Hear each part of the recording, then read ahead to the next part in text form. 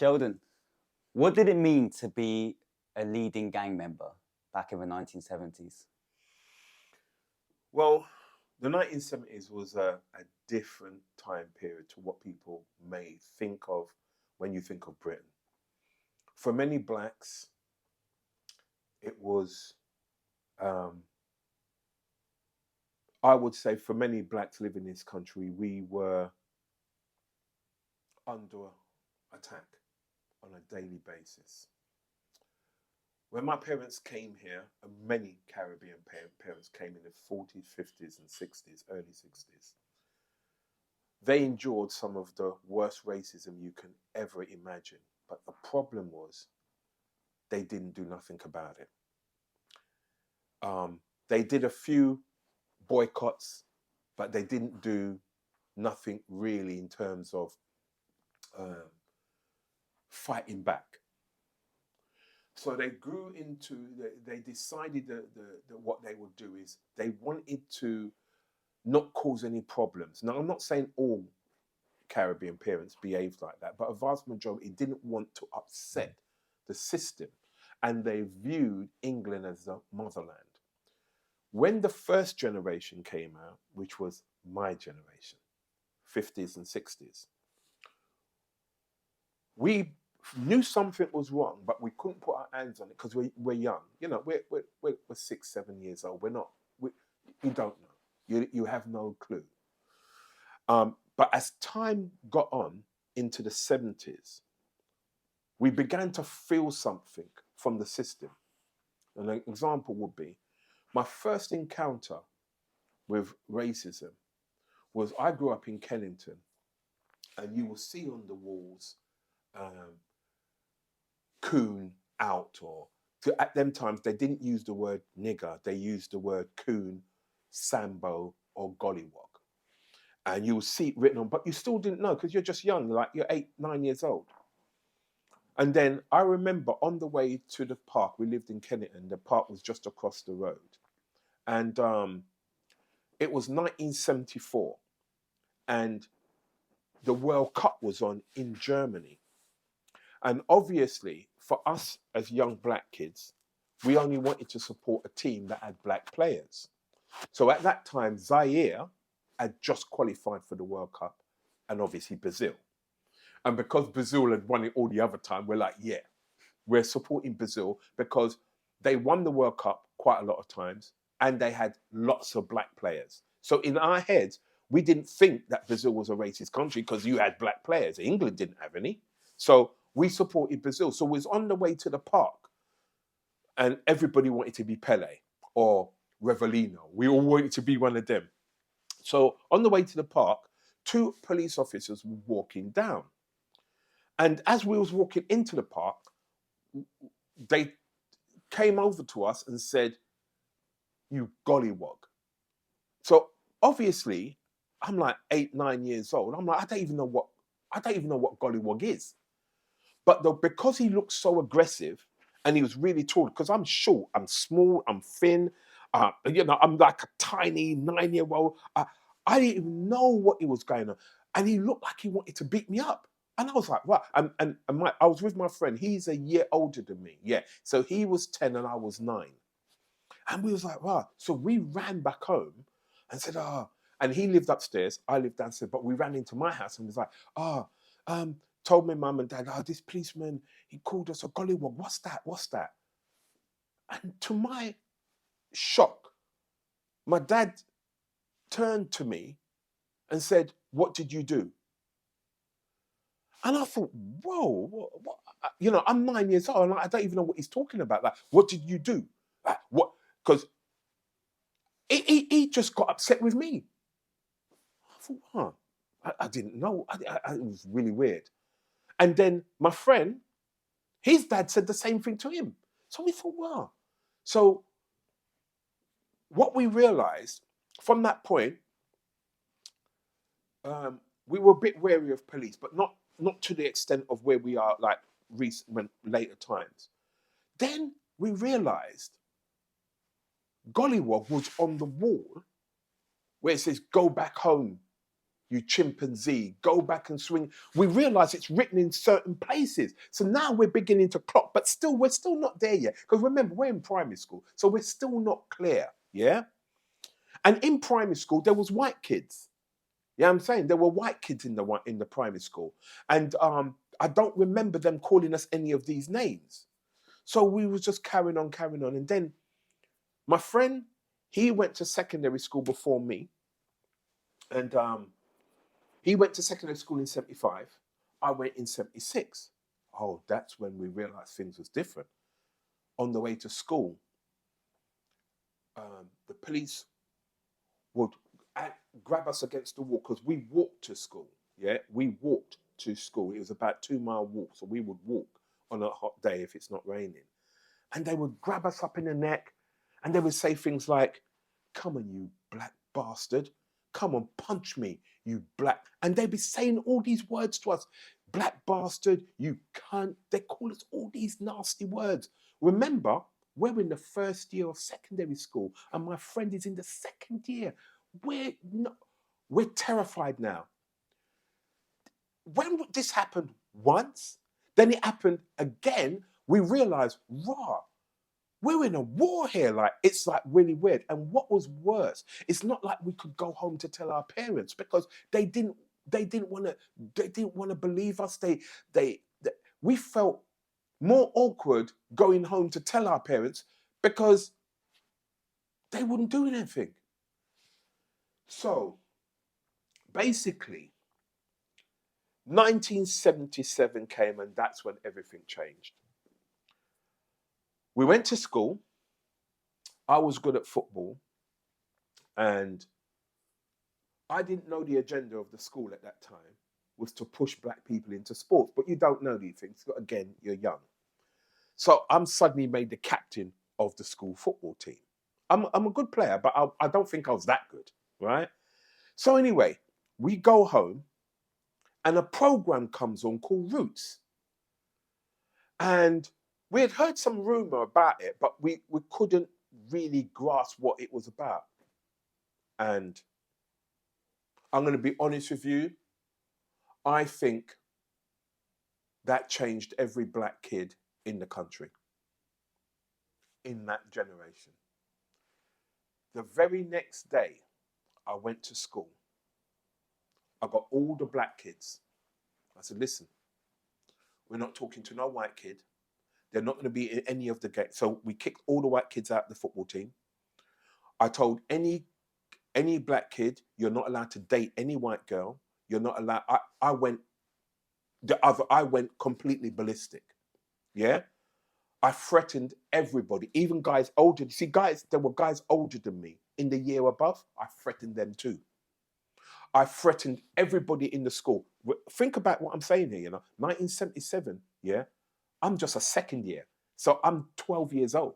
I'm threatening kids who are 14 and 15.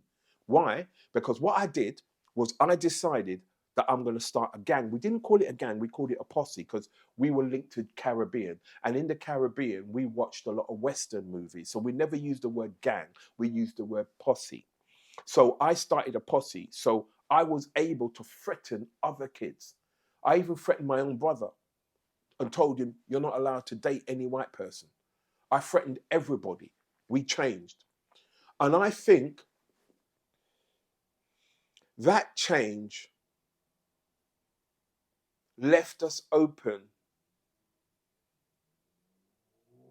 to everything criminal that could happen because there was no turning back for us.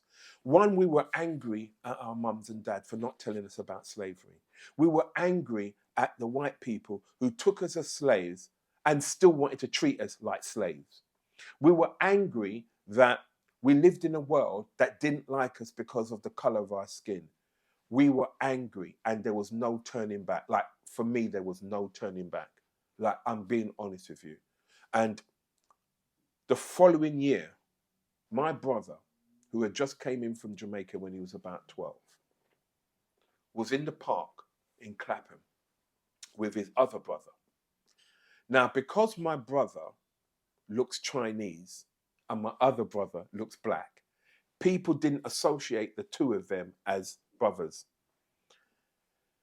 15 skinheads kicked my brother nearly to death in front of police officers who were laughing. And I think from that moment in 1978, I was never the same person. When you see your brother come in with highs out there, jawbone broken, all kinds of things happening, you're like, there's no way. And really what got it worse, what made it worse, was my mum and dad's reaction. Let's call the police. The police were there. That's when I got angry with both my mum and dad. That's when I decided enough's enough. I decided then, I'm going to become a gang that will go out and hurt white people. Okay?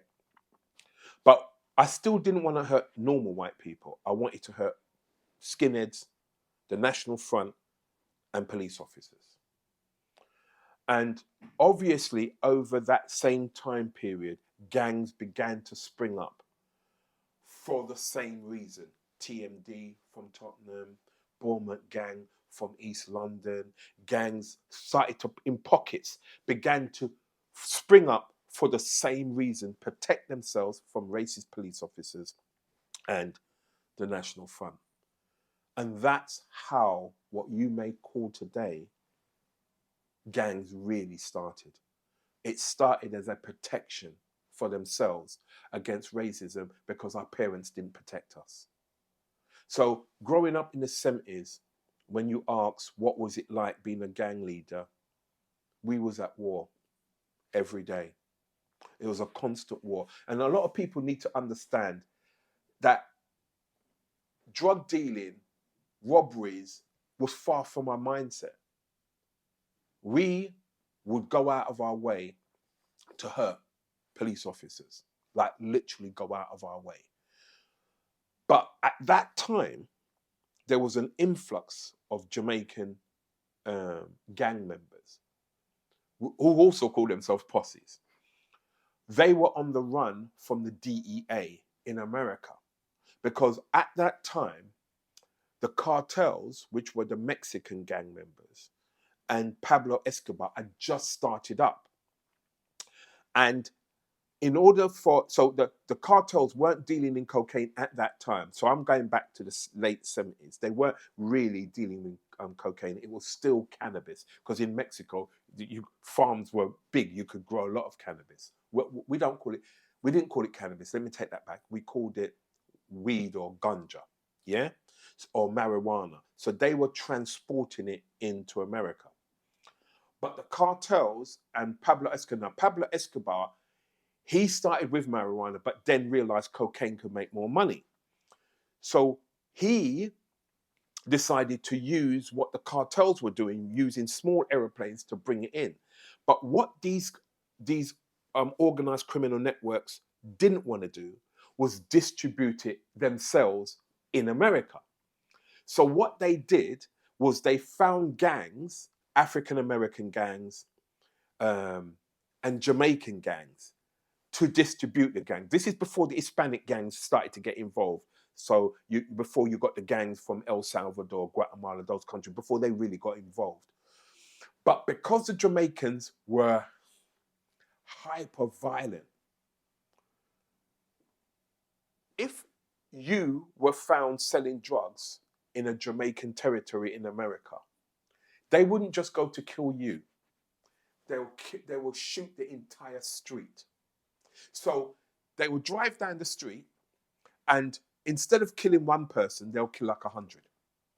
So obviously at the time, the DEA were new. It was just a brand new organization because it was formed to stop it was not formed to stop Pablo, it was formed to stop the cartels, which was the Mexican cartels. Because at that time, when they were investigating the Mexican cartels, one of their DEA agents got killed.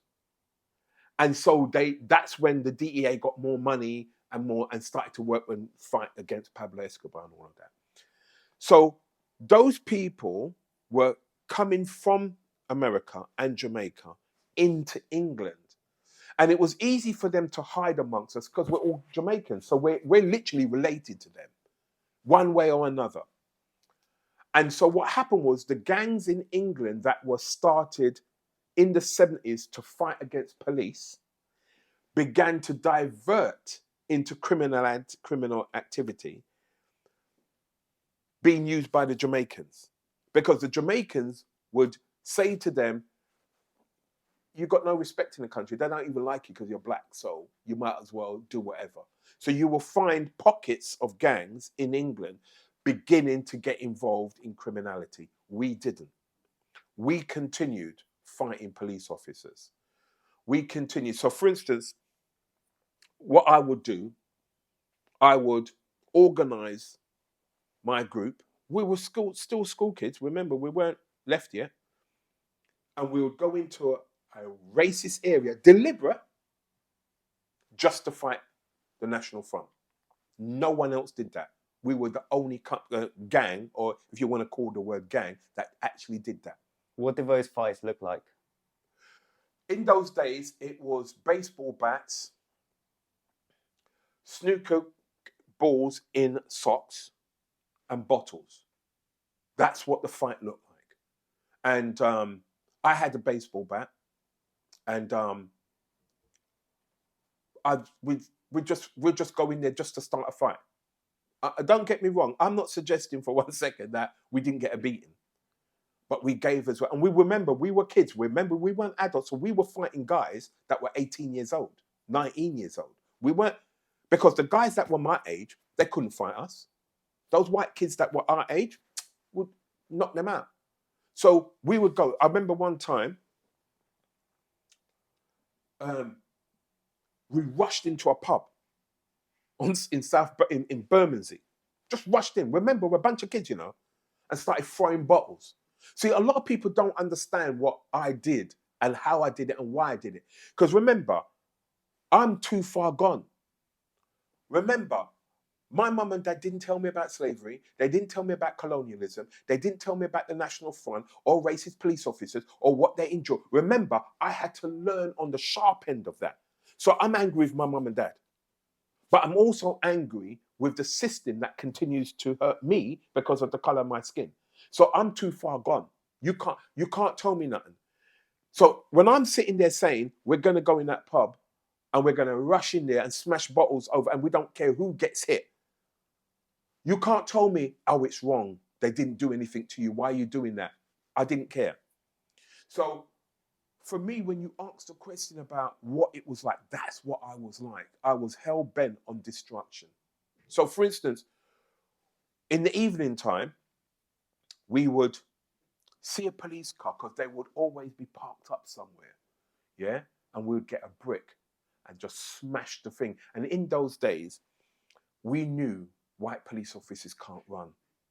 So we could smash their car and run, and they couldn't catch us because obviously we were really fast.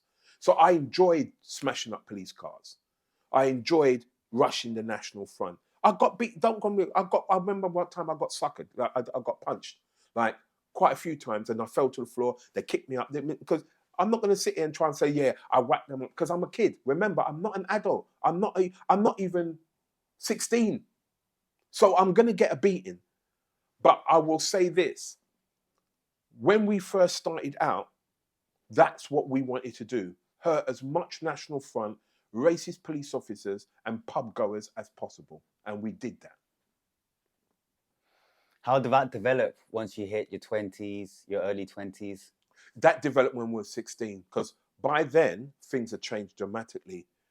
Gangs, who were now working for the Jamaicans, began to turn against the Jamaicans because they wanted to make more money.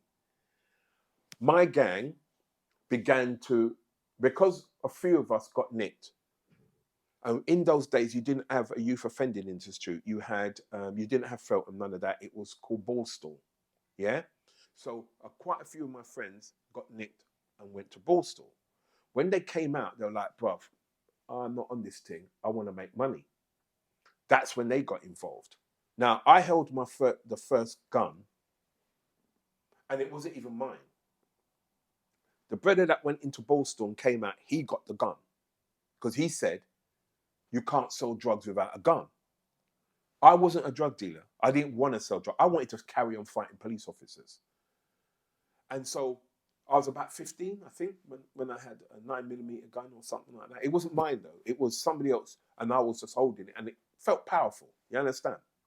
And that's when things changed. Because what had happened was, the following year, Bristol went up in smokes in 1980. So I was 15 then, and I'm like, rah. And it was over racism again. It was over that. So in my head, I'm like, rah, them man there's on this tin. It's the same thing. It's the same, it's happening all over the country. But them lot was like, oh, nah, man, I'm not in it. I just want to make money and stuff like that. So for me, because I didn't want to be a drug dealer, and I didn't really, I just didn't want to get involved in that world. I became what you call today like an enforcer. So when them man there, people owe them money, they would come to me and they'd be like, oh, get them man to give me my money. And obviously everybody knew I was a violent man. So, you know, I would use my baseball bat. I remember one time I used the gun butt. He gave me the gun and I used it and smashed his nose, or, you know what I'm saying? But I wasn't interested. It wasn't in my interest. But because it was violence and I enjoyed violence, I did it. Then 1981 came and all hell broke loose. Because when 1981 came, by then, we have resented the police so much that all of Brixton went up. It was no longer just about gangs. All of Brixton went up. And there was a big riot. What they called a riot, we called uprising. And we burnt Brixton down. And that's when I think everything changed and we all went into crime. That's what I believe. And I'll tell you why. When Lord Scarman came to see us, I think what happened was we believed that things were going to change because we had burnt Brixton down, we had beaten the police, we had battered thousands of police, thousands of them got injured. We thought we won the day. So Lord Scarman came to see us and said, right, we're going to make some recommendations for how the police have been treating you. We're going to make recommendations that the country is racist and that they need to start looking at how they're going to make that change, blah, blah, blah. And we all believed it was going to change. I think that demoralized us when it didn't change. I think when Lord Scarman came back and said they're not going to do anything, basically he said that they're not going to do anything of the recommendations he recommended for them to do. For many black at my age, 16, said that's it. We're going to commit crimes. Enough's enough. So that's when I think the conflict between Peckham and Brixton started, because Brixton man was making money from drugs, plus the sound system. So in those days, everything was about sound systems. So all the bad men were linked, what you call gang members, were linked to a different sound. So if you look at football, I'm not sure how much you know about football in most countries where you've got a football hooligan element. Every team in Britain had a football hooligan element. So Chelsea had the Chelsea Headhunters, Arsenal had the Gooners, Tottenham had the Yids, Millwall had the Bushwhackers, and Manchester United had the Reds. Now, and West Ham had ICF. So the sound systems, which were of Jamaican origin, were here in this country, and sound systems were like football. Sound systems where we played reggae music in big venues. So today you might call it, I don't know, garage or house or whatever. Those things weren't around. Hip hop wasn't even around. So when you look at sound systems, each sound system had a gang element to it. So every sound system, so the sound system of Brixton, we were the leaders of that because there were gang elements to each of the sound systems in Brixton, but they were united. So Frontline had their own gangs linked to them. My Sound had a gang linked to it. every sound had a gang. So it's the same like football, but it's just reggae music and it ain't got nothing to do with a football match. It's the same. And so what had happened was, in those gangs, there were people that infiltrated it who were Jamaicans, who wanted to make money from drugs. And that was the beginning. So after 81 and 82, when the riots took place in Brixton, that was a time period that the gangs began to fight each other over territorial. But the fight didn't take place like it is today. It took place in a dance hall. So you would go to a nightclub and you'd be shot at. You would be in a nightclub, you'd be shot at. You'd be coming out the nightclub, you'd be shot at. That's what it was like in my days. So, for instance,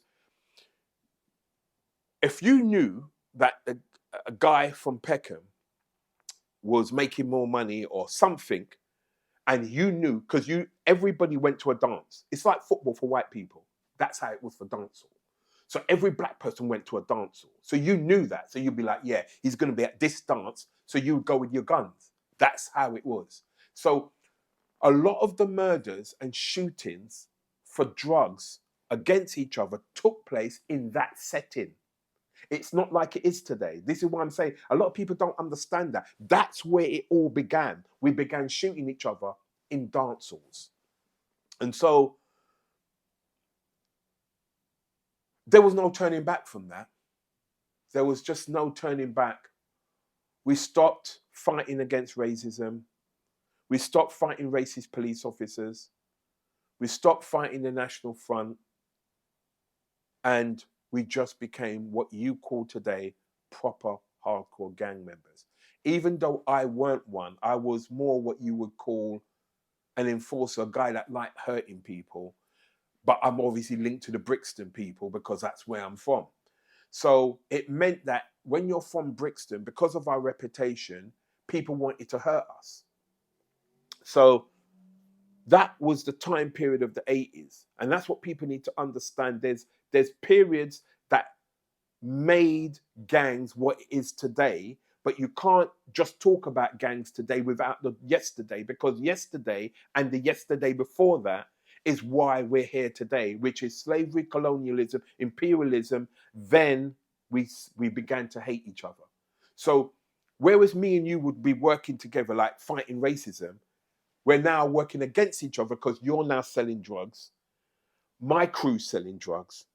You're making money. I don't like you making money. And so what started out as me and you as one, we're now divided. That's what happened. That's how we fell apart. We began to self-destruct. And people need to understand, self-destruct is founded in greed. It's founded in greed and not understanding that me and you are one. Do you understand? You're Brazilian. You understand? I'm Jamaican, but we're one. Because you're not coming from any more privilege than I am, and I'm not coming from, but yet I would think because of your skin color, you're more privileged. Because your skin color, and remember, that came because of slavery. House nigger and field nigger. Field nigger was darker skinned people like me in the field. House nigger was you in the house, working for the slave master. That meant you got a cooked meal. That meant you had somewhere to sleep. We had to sleep in the barn. So we were deliberately turned against each other from slavery. So when you've moved that on after slavery, we're still against each other because we're looking at you. If you look at what happened in Kenya between the Africans and the Asians, that's exactly what happened. Because they made sure that we can't work together. And they used the color of our skin to turn it. That's what happened with gangs. Except for it was no longer color, it was black on black. What was the most violent incident you saw between gangs versus gangs once that change happened? None of my friends have been shot dead. One of them was shot about 57 times with 2 MAC-10s. Me, I was shot at several times. Bullet missed the side of my head. when it missed the side, it blew the guy's head off next to me. So I think that most probably is it, because I was right there. Another time, I came out of a dance in Hackney, and I had to run for cover because somebody had it wasn't, I don't know if it was a Mac 10 or Uzi, but he was spraying the place, so I had to dive over a wall. There was another time at a club called Trends. I think 2 people got shot inside there. I had to duck for cover. I was in a dance in Birmingham, and this was the stupid part of me, thinking I'm from Brixton, you know what I'm saying? And again, this is what happens. You become delusional. See, people don't understand gang members become delusional within their own grandeur. We think we're bigger than what we are. That's what I did. I thought I was badder than what I was. I thought I was a bad man because I'm from Brixton. See, what happens is you begin to believe your own hype.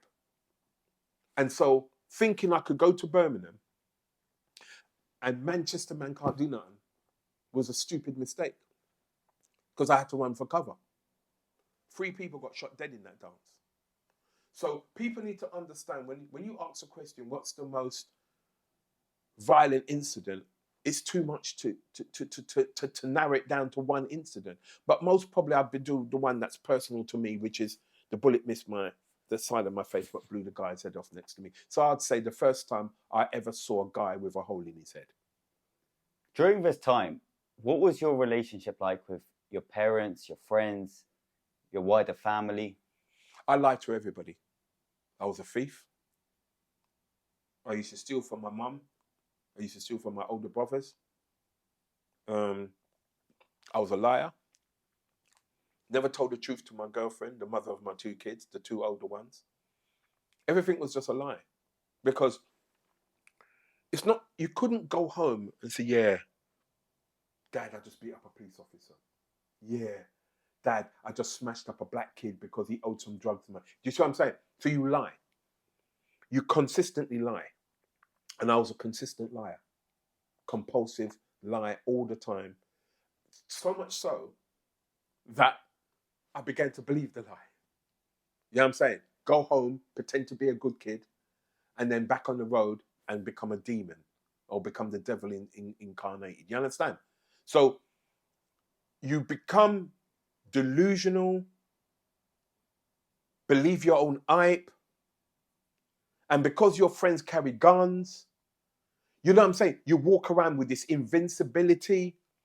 I'm a sound man. I don't even know who I am. Do you know what I'm saying? I don't even know. You're so lost and confused as to who you are because you're trying to fit in. So you're making sure your mum and dad don't know and your brothers don't know what you're doing. The man them on the road don't know you're soft at home.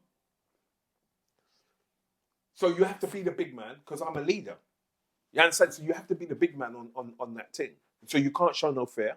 So I never forget, we got on a bus one day and Peckham was on it. Some of the Peckham gang members on it. That was when I was going out with the mother of my 2 kids. We hadn't had any kids at that time. So I had to pretend to her that I saw somebody I knew downstairs and I'll be back in a couple of minutes. She didn't know when I went down the stairs that I flung the boy off the moving bus. And then I had to quickly go up the stairs because obviously the bus conductor in them days, remember, we didn't have the buses you got today. There's no, them buses didn't exist. There was no doors. Yeah? So I'm talking back in the 80s. Yeah? I had to go upstairs, tell her, oh, we need to get off the stop. Not because obviously you flung a person off the bus, they're going to call the police, aren't they? Yeah? And in them days, there's no mobile phone. So I had a time to get off the bus with my girlfriend at the time and act like nothing ever happened. All of those things I've done. It was like that every day. Every day it's a different lie. Every day it's delusional. Every day you're confused. You know, 1 minute I'm a sound man. Next minute I'm a bad man. Next minute I'm a rasta. I'm all over the place. Gangs are very tribal, and they tend to serve this almost sense of belonging to people who belong to them. How did you actually exit a gang? How did you leave a gang and put that life behind you? Another lie. So basically, what had happened was when I got shot at, this was about 1985, I got shot at, bullet just missed, blew the guy's head off. I realized at that time, I began to realize, Sheldon, you're not a bad man. What are you doing, bruv? Like, you began to say these things to yourself. And I realized I had to figure out a way out. Now, in those days, I have to admit, you could leave a gang if you wanted to. There was no problem. Because in those days, it was all about making money. It's not like it is today. It was all about making money. So if you said to a man, boy, I'm not in it no more, they didn't care. It's not like they're going to be like, what? I'm going to go down and I'm going to threaten your mum. That didn't exist. None of that. So I'm the leader. And I thought, well, the one way out of it is there was a man called Bernie Grant. He was an MP. He was the first black MP. And a woman called Diane Abbott. She was the first black woman MP. I thought, rah. And there was a rumor going around that they were going to America to link up with black congressmen in America, because at that time, black congressmen were beginning to come through. So it was called the National Black Caucus. So they had a lot of power in America. So I thought, oh, how can I get involved in that? And then they can take me to America and I can leave. So obviously I went to Bernie Grant and said, listen, I want to get into politics. So, which was a lie. I didn't want to get into no politics. Just wanted to run. And so he liked that because I was young and he had a vision of bringing more black people into the House of Parliament. So him and Diane would be like, yeah, that's a good thing, because I'm from the streets, and they liked it. They thought, wow, this is good. So they paid for me, and Philip Fashanu. So Philip, I don't know, you wouldn't know about this, but they were the Fashanu brothers. The Fashanu brothers were professional footballers. Like, they were black footballers. Like, they were known. Like, in them days, there was hardly any black footballers. So the Fashanu, there was two brothers, John and Justin. They were footballers, and Philip was a businessman. So Philip and Diane and Bernie Grant paid for me to go to America. That's how I got out of the whole lifestyle. And it was pretty easy because in them days, like I said, it wasn't difficult. And where I went to stay with Jesse Jackson. So I had fantastic teachers. Diane Abbott, Bernie Grant. What they taught me is invaluable. That's the reason why I'm here today. I'm going to be honest and real with you and Jesse Jackson. I'm not going to try and make out it was all me, because them man there put in time and effort into me. They didn't have to. They were MPs. They don't need to do that. And Bernie Grant put in a lot of time. He didn't have to invite me to his house. We had dinner. He would tell me to come down, and he would do things. Jesse Jackson would speak. It was fantastic. And it opened my old mind up into a new world. It made me realize black people can become successful without turning to crime. And that's when I realized, come from the street. And it was then Jesse Jackson obviously introduced me to God, and Jesse Jackson spoke about not allowing racism to dictate your future, because what he was showing me was something that was really interesting. He said to me, how much times, when have you seen a black man hung from a tree? So obviously I said roots, not live. He said, I grew up seeing that. He said, I could have turned to be a gang member like you. But he said, I turned to be a preacher instead. Because he said, sometimes you've got to use that anger in order to change things. But he says, what your generation is doing is using the anger, and you're not changing things, you're making things worse for yourself. And that's when I began to realize that I was delusional. That I allowed racism to literally say to me, you can't make it. And so for me, that was all new to me. That's when I began to learn about Nueri, the Pan-African movement. I began to learn about all of these things and began to understand why Marcus Garvey was talking what he was talking, why Malcolm X was talking, why Martin Luther King. I began to realize they were saying, we got to think bigger, we got to think higher, we got to do different. Because even though Malcolm X started off like I did, where he resented the white man, if you look at his end of his life, the last 2-3 years, he actually agreed with Martin Luther King. He said the best way to work and beat the system is for all black people to unite. And we weren't united because we allowed drugs to separate us. So that was my escape clause. In terms of how people approach this topic, and particularly nowadays with lots of young people getting into gangs, there's very much two schools of thoughts. There's the left field view, which is it's all about the environment, and the right wing field, which is all about personal responsibility. Where do you sit on the spectrum? It's a bit of both though, because it's difficult because your personal environment is 50% of the situation. The environment and to do with the conditions we live in is to do with the government. I can't build flats. I can't construct that. Policies does that. That means the government has to look at where they put people, how they house people, what schools they go to, what are the schools like. That's environment, that's structure. There's nothing we can do, but we can do something about personal. You understand, in terms of how do you raise your kids? How do you input into your kids? How do you get your kids to understand racism is there, but at the same time tell your kids, don't allow it to dictate your life? Do you understand? It's about the personal spectrum. And a lot of people don't like this because everybody wants to blame the government. And I understand that because I used to do it too. But when I went to America, I realized lots of what we do is self-inflicted. And a lot of what we think is that we're allowed demonic thoughts to go into our head to make us believe that we must kill the enemy. We must attack the enemy.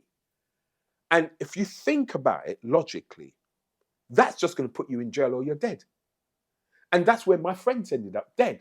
Because what we done, we used the anger that we had against the white man and we self-destructed and used it against our own people and killed each other over something so dumb because I can't get a job because I'm black, so I'm going to sell drugs. Oh, I've got to carry a gun because I'm a drug dealer. Oh, my man over there, who you used to go to school with, is now your enemy because that's what happens with evil thoughts and anger. So me personally, I learned a lot when I was in America, especially with Bernie Grant and Diane Abbott. If you look at the racism they had to endure to become an MP, it was far worse than mine. But yet, they made it.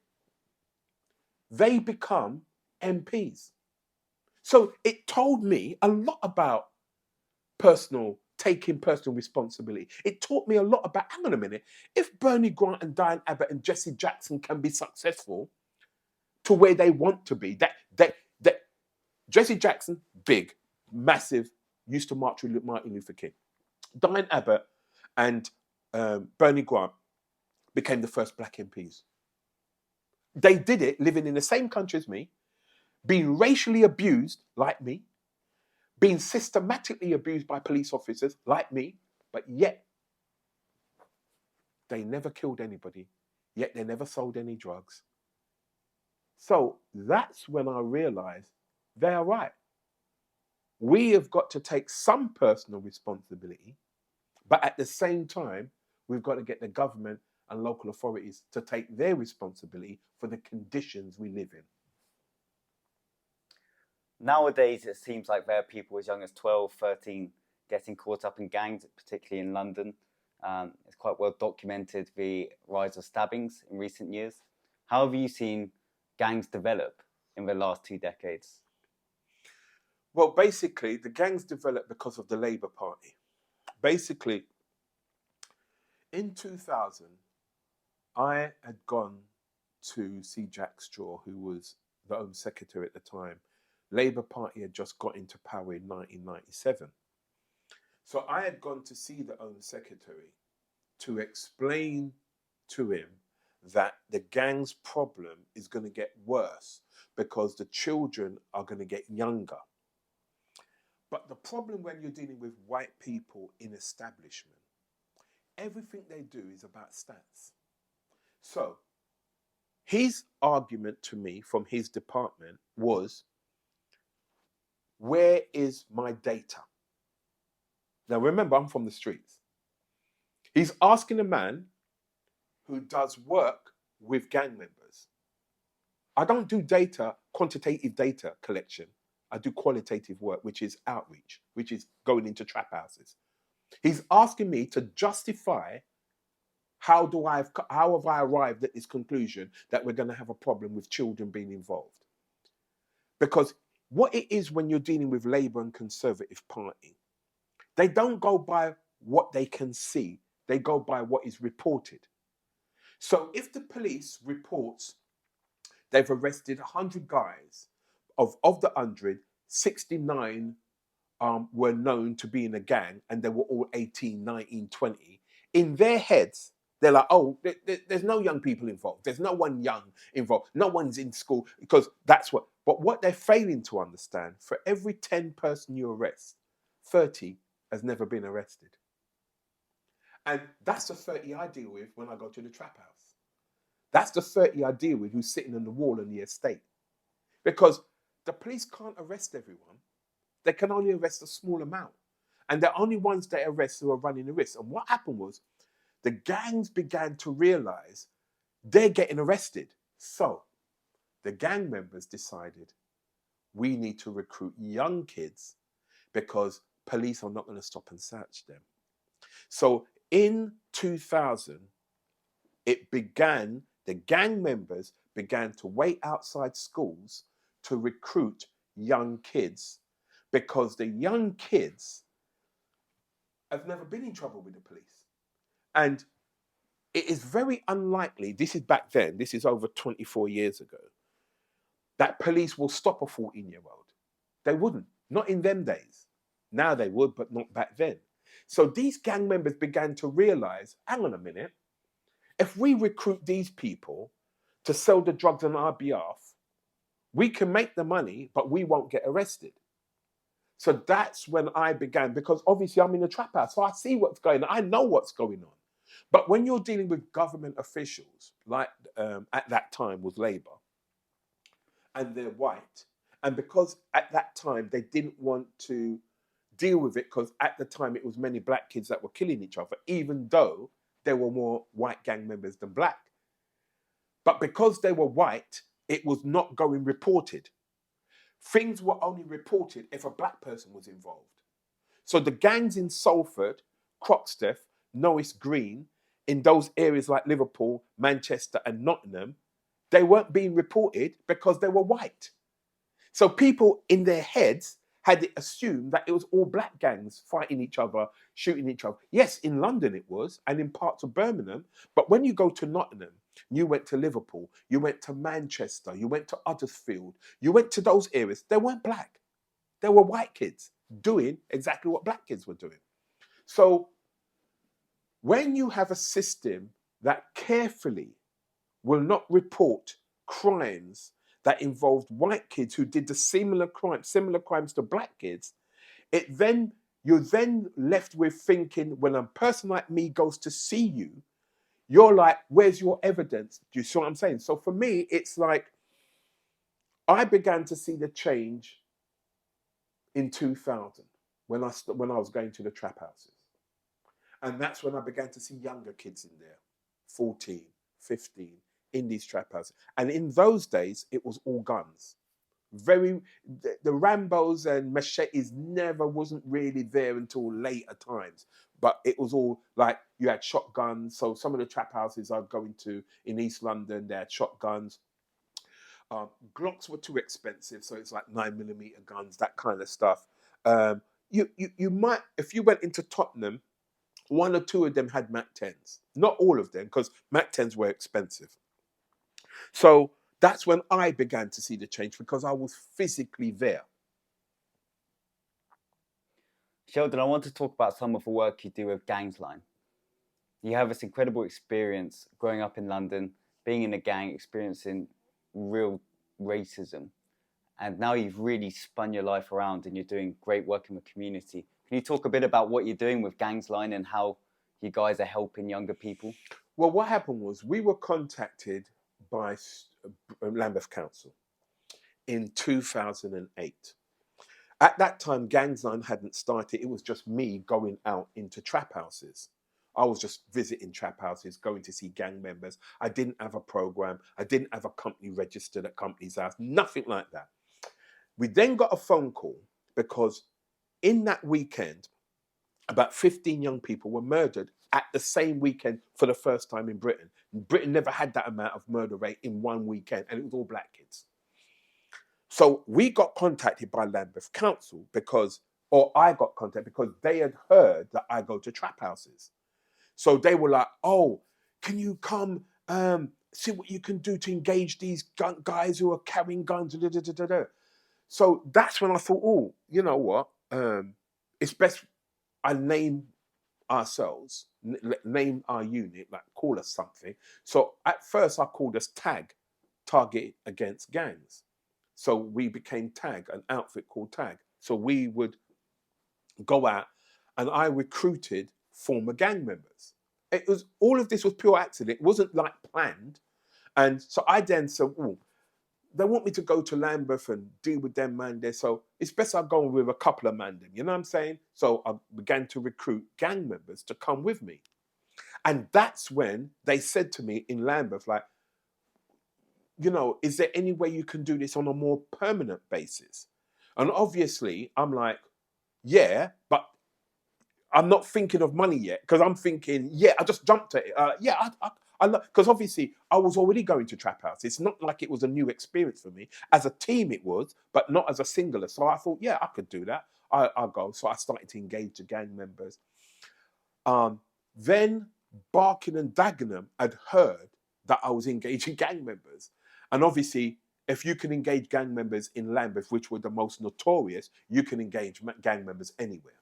So I then, Barking and Dagenham said, we'll pay you to go and deal with the gangs in our neighborhood. So that's how it all started. We started as TAG. Then my wife came up with a name called Gangsline. So the reason why, she said, why don't we get gang members to call us? So we created a special phone number for gang members to call us if they're in danger or something's going to happen. We'll come out there. So we then became the first outreach organization in the whole country. We then became the first company, because by then we were registering, to have a phone line dedicated to gang members and their family. So that's why the word line, Gangsline, came into play. So we then had a phone line that gang members could ring us. That would not stop ringing.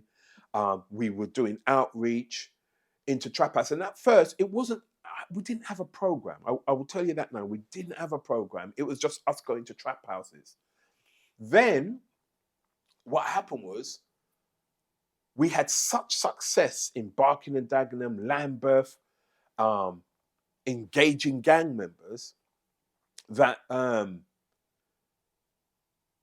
the police in 2010 said, listen, why don't you go to the hospitals and engage the gang members there? Because they obviously can see you as a older guy, they can see you to live that life, and you can stop. Because what happened was, when the shootings were happening, the guys who didn't die, the guys would come to try and finish the job in the hospital. So we were sent in there to make sure that there was no repercussions happening in the hospitals, because there was a lot of time. So we became, I think, the first organization as former gang members to go into the hospitals to engage gang members and the rivals at the same time. So that was in 2010. Then in 2011, all hell broke loose.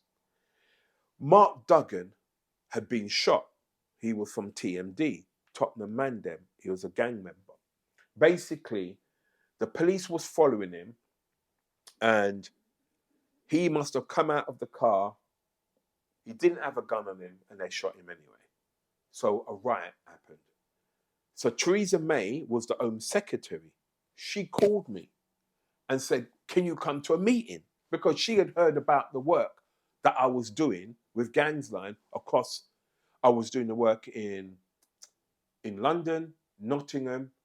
I was engaging gang members in Manchester. No one else was doing it. There was no organisation that was engaging gang members like we were. So they called us into a meeting and said, listen, we need your help because like the country's burning down and like we need to sort it out. So in terms of Gangsline, it went from just engaging in trap houses to formalising our outreach team as a specialist unit, to having phone calls from gang members and their parents to our specialist dedicated phone line, to going into the hospitals. So we became all things gang, almost, with no money. Like, no money at all. So obviously that had to change, isn't it? Because you can't work with no money. It's not possible. So by then, we had registered the company properly at Company's House. And that's when we started to get money to go into doing different things. What's the example of a phone call you would get from an existing gang member? What type of issues would they call you up with? Right, so we'd get calls from Custom House gang members, said, oh, it's going to go down tonight. Is there any way you can come out? That kind of stuff.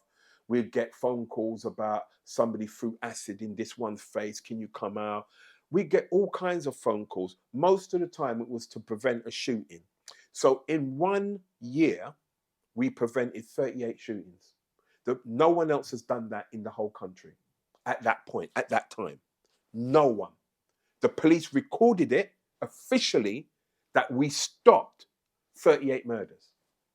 No one at that point. I'm not saying people haven't done it since, but that time, no. And the thing is, no one knows about it because we didn't boast. We didn't go around, because at that time, we didn't know about promoting on social media because we just wanted to do what we was doing.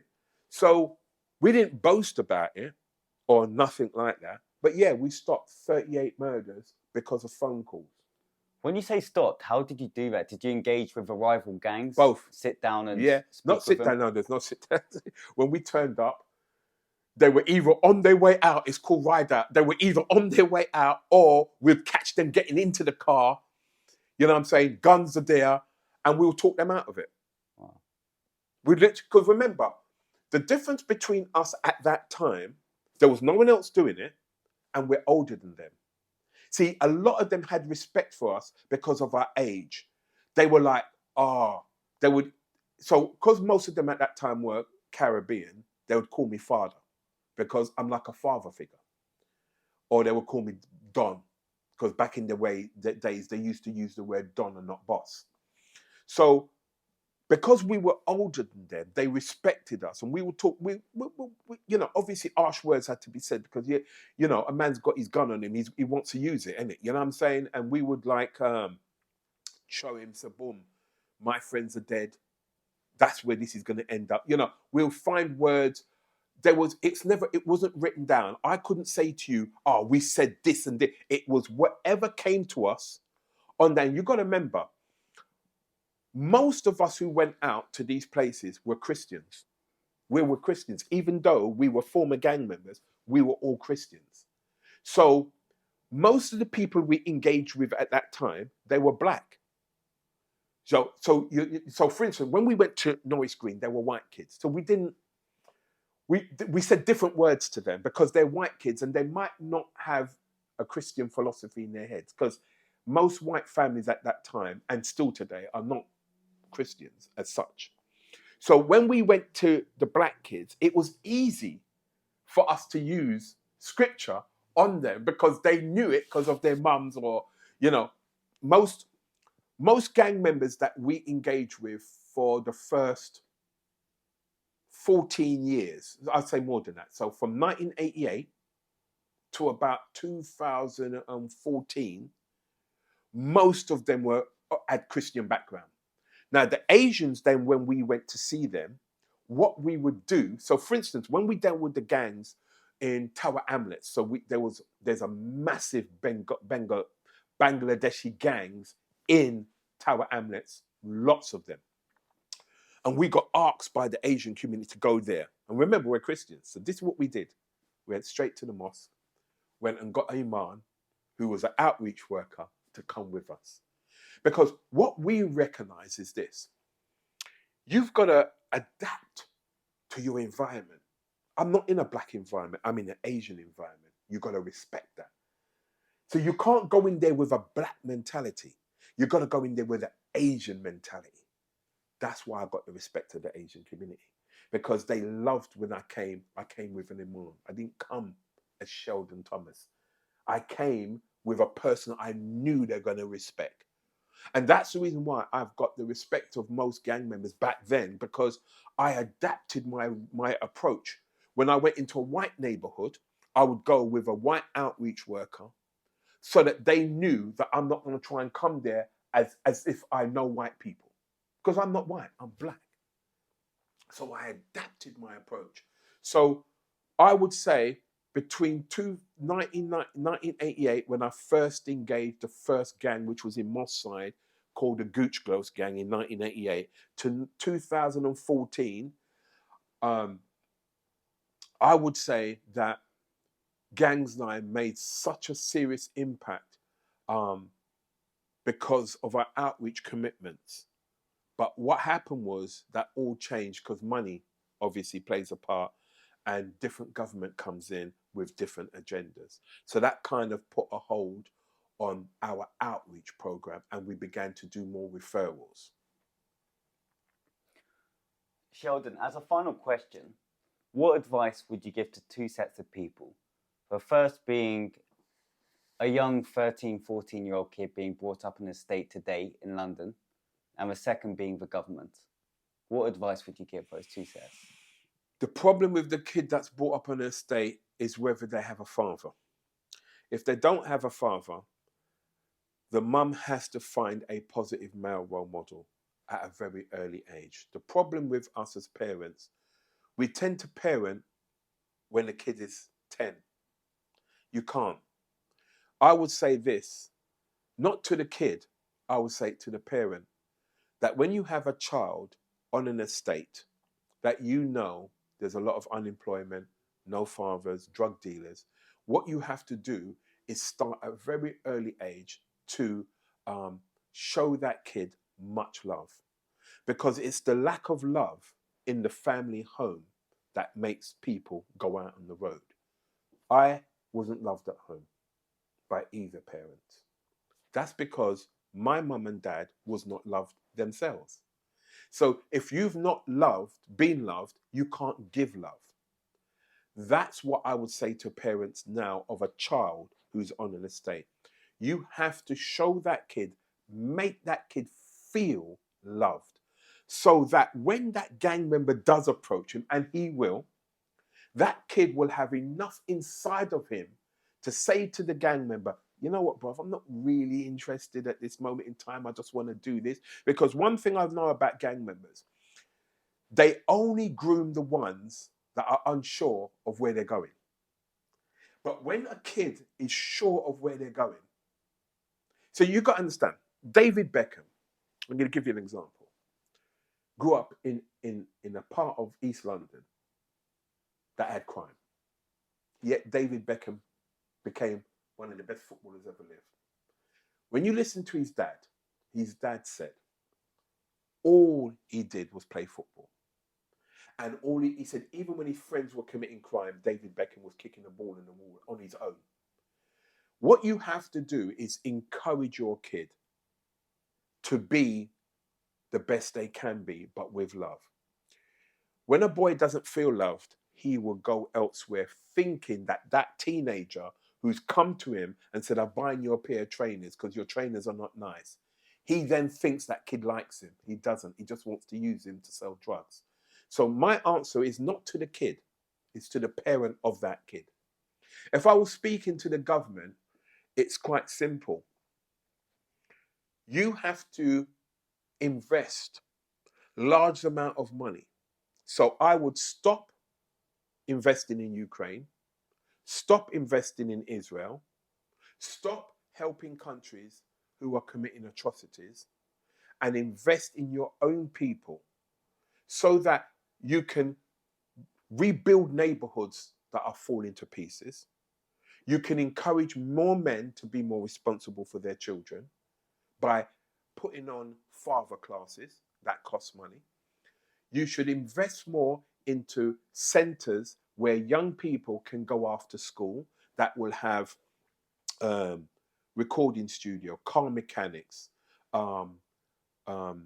computer science, things they can learn after school that can help them when they leave school.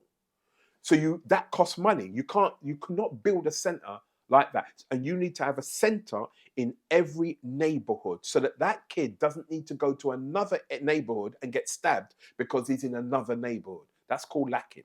So you want to establish, so you should have one in Trafford, one in Grays.